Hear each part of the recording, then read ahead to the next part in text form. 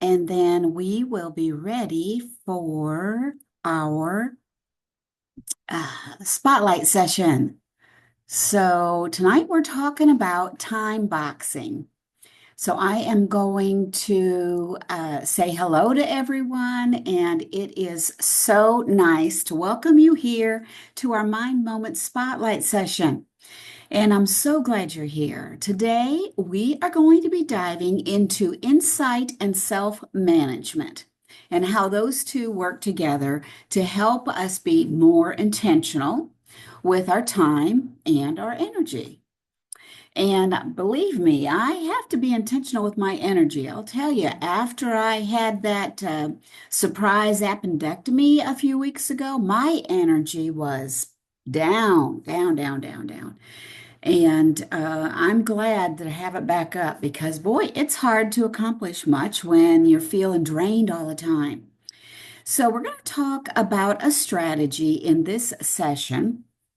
It's a simple strategy that you can start using immediately. And it's all about becoming more aware of those practical actions that you can take to build momentum. So, what does momentum mean to you? I'm going to look and make sure that it's working here in the group so that we can be enjoying each other's time. Oh, yeah, I see it. So, oh, Joan's on there. Yeah. Hello, hello. So, by the end of this session, I hope you will have a simple strategy that you can start using right away. It's called time boxing. I've talked about it before. I mentioned it in our Time and Self Challenge several months ago, and we talked about it in the Clarity Challenge. So today we're going to go into it just a little bit deeper for those of you who didn't get to join us for either of those challenges. So let's talk about time boxing and see what you think that might be. You can drop a comment below if you'd like to. What is time boxing? I've heard of time blocking. That's the first time thing that I heard of. And then a few years later, I started using time boxing. And actually, to be honest with you, I've been using time boxing since I was a kid. And I'll tell you more about that in just a minute. But time boxing can be a real game changer for managing activities that steal your momentum or steal your time from you or your energy for that matter. So let's talk about insight as the foundation for self awareness. Insight. It's about noticing what's happening with and around you. So, noticing your habits, your distractions, and your energy levels. And once you have that awareness, then you can practice self management. So they kind of go hand in hand. What is self management? Well, it's taking intentional steps to align your actions with your goals. So let's talk about that as we get moving along. I want you to take a minute and think about your day. Think about today, for that matter. Was there something that you did today that left you feeling a little stuck or unproductive? Think about it. Put it in the chat if you'd like to, in the comments. And let's list a few things that might be time consuming, but be unproductive at the same time. So maybe things like scrolling on social media, or how about overanalyzing your decisions, just stressing and stressing and thinking and thinking. Maybe it's making jewelry. That's me. That can be a rabbit hole for me sometimes. And even our chores, things that we need to do, things that need to be done, they can also steal your momentum. And we're going to talk about how we can tackle those with one simple strategy called time boxing.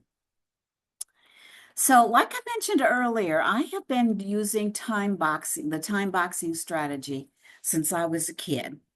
And there were four of us, two boys, two girls. And we played a game or an activity, an exercise, um, where we were boxing our time. We called it Queen and King. And can anyone guess, how that game works? Queen and King. I don't know if other kids used to play it or not, but we would take turns when it was time to do chores. We would take turns. And I'll tell you a little bit more about it. We'd set the timer and take turns being king or queen. So you'll hear as we talk here for just a few more minutes, time boxing, it is a strategy where you intentionally set a specific time, a limited amount of time for a task, and then you stick to it. And it's really not about being super rigid, but it's about creating boundaries that protect your focus and your energy. And in the long run, it does help you be more productive. So let's see. Let's talk about it. Oh, yeah, I see Joan talk about doing too many things at a time. Hey, Billy's in here too. Yay, thanks for joining. So we're going to talk about this time boxing. Let me get it down here. I'm looking at my notes here just so I don't get off track. So let's talk about the steps to time boxing. So you could probably guess that the first one is to identify the task or activity that tends to drag out or disrupt your momentum. So Billy's already talking about it, or no, it was Joan, trying to do too many things at the same time. That can definitely disrupt momentum and it can get frustrating. And for me, it causes anxiety. I get stressed out, cranky, you know, when I try to do too much at once. So the first thing is for you. Hello, Emma. The first thing is for you to identify your task. If you have a task in mind, you can type it in the chat or write it down on a notepad or something like that so that we can talk about it. And then you're going to set a timer for how long you will engage in that particular activity. And I would recommend starting small, like maybe 10 to 20 minutes, because that is, it's been studied, and those time frames are really pretty good for you to get the most done in the shortest amount of time.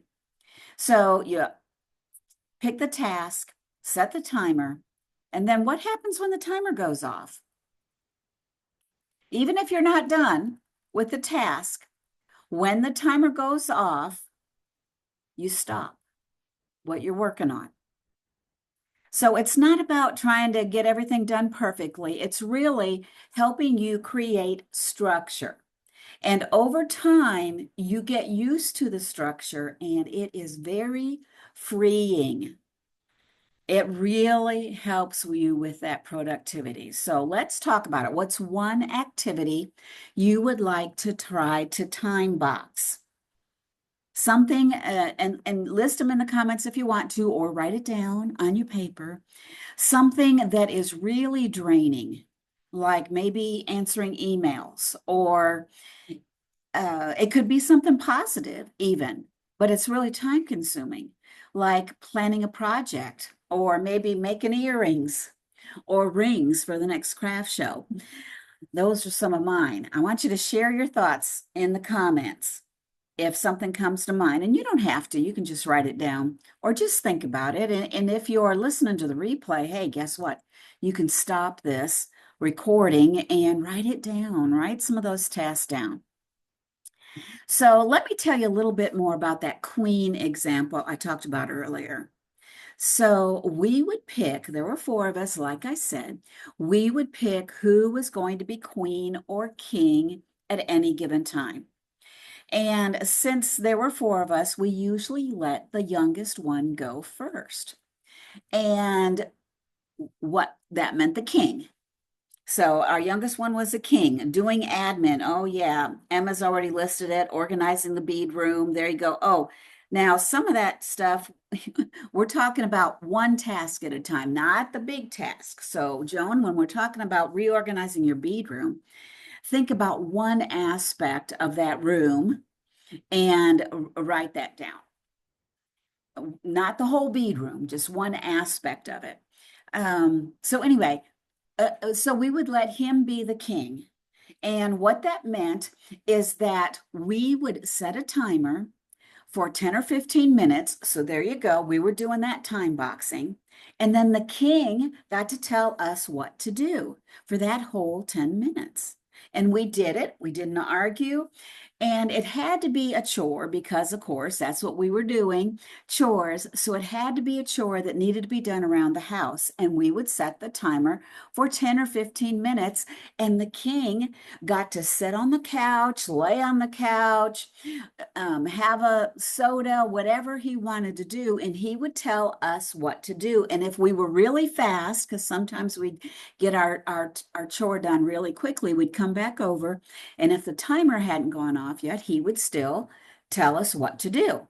And we would go and do it. However, if we were doing dishes or something that took a little bit of longer, like folding laundry maybe, when that timer went off, we dropped it, we let it go. And then the next person got to be king or queen, and then they would pick up where we left off.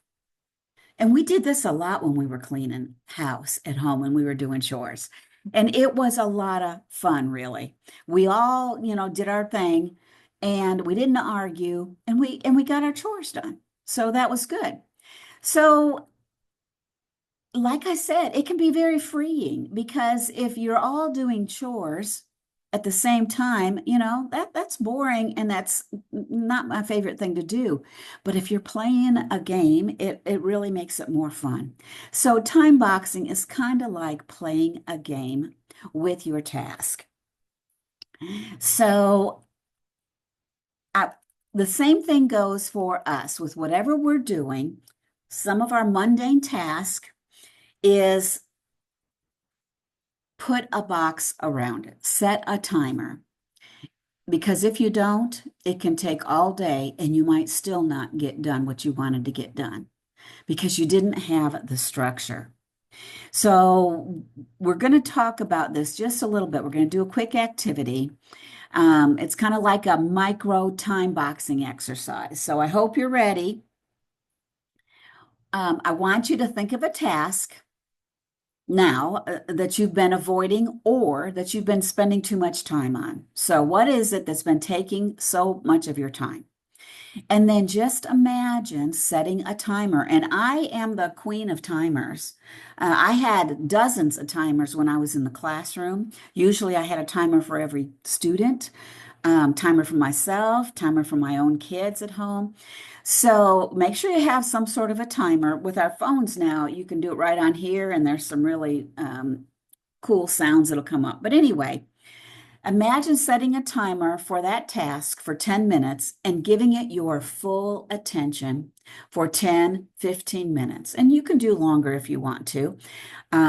But to get the structure going, I would start with shorter segments and then rotate through the tasks that you have to do. So, how do you feel about that? What do you think that would do? Would that work for you? If you could take a minute here, visualize it, and if you're comfortable, share what you think it might do. Would this be something that you might want to try? Billy says she's used it in the past 15 minutes or so. So there you go. And I use it a lot. And, when I was a young mom and I had working full time and was preparing for presentations that I might be doing on the weekends or in the evenings, and you have kids and you have laundry and you have dishes and you have cooking and you have all that stuff, I used to And I always felt like, I'm not spending enough time with my kids. So I did time boxing then too. And what I would do is spend a specific amount of time with the kids. Let's say they wanted me to sit down and watch one of their cartoons or something with them. And I would do it and give them my undivided attention. But as soon as the commercial came on, then I'd get up and I would go like crazy and wash up a bunch of dishes or get out some stuff for dinner. And we would do that, and the kids loved it. In fact, they would get involved in it sometimes too, and they would jump up and go work on their bedroom and clean it up for, the commercial. And then as soon as the show came back on, we'd run back to the couch and sit down. So there's a lot of fun ways to incorporate time boxing. And Emma, you're right. It will help with better focus because you are setting some structure there. You're setting some time limits for it. And you're giving yourself a break because if you work and work and work and work, and you have felt this yourself, it gets to the point where you're either making a lot of mistakes or you feel kind of droopy or even weepy because it feels like you're just not getting anything done. And it's because you're dragging it out. We don't want to drag it out. We want to make sure that it is something that is manageable, reasonable, and it's just learning how to manage your time in a way that is easy and helps you take control. So I want you to remember that it's really not about trying to do more. You're not boxing your time so you can do more. It's actually about just being intentional with your time and thinking about things that steal your time. And it's going to be, trial and error at the beginning when you first get started. But once you do, I think you're going to like it. I mean, I have used it, like I said, as a kid and as a young mom in the classroom, and now as a grannypreneur. I still use the time boxing, probably not as often as I should. So, as we end here, I have a time boxing worksheet that I'm going to send out to everyone that is a Spotlight member. So, what's a Spotlight member? Well, it's people who have signed up for email reminders and resources that'll go free to their email boxes. So, this week's resource is the time boxing worksheet. And now that we've talked about it, you will know how to use it. So, if this sounds really cool, something you're interested in, and you haven't signed up for the reminders and the email resources, I'll put the link down below, either in the comments here in the Facebook group or in the show notes on YouTube, so that you can get signed up. So, let's hear it, folks. What is one takeaway that you have, or maybe an action step that you're going to commit to now that you've heard about time boxing? Share it or write it down. You don't have to put it in the comments, but if you want to, go for it. And later on, if you use this time boxing technique, then I'd love for you to share it with us so that other people can get inspired by what you do, by your action. So I really appreciate you all taking part in this session today. And like I said, if you'd like to share your time boxing experience or you have done it in your own way and you'd like to share it in the comments, or if you might have questions about this particular technique and how we could tweak it for a particularly, rough area in your life, whatever it might be, just reach out and ask some questions. You can post the questions below here. You can send me an email or message me on Facebook, whatever it might be. Let's work together to make every moment count. So I really appreciate you all. I know there's been several of you who have listened today, and I certainly do appreciate you being here and chatting with me about time boxing. So we are going to say goodbye, and I'll talk to you guys next time. See you later.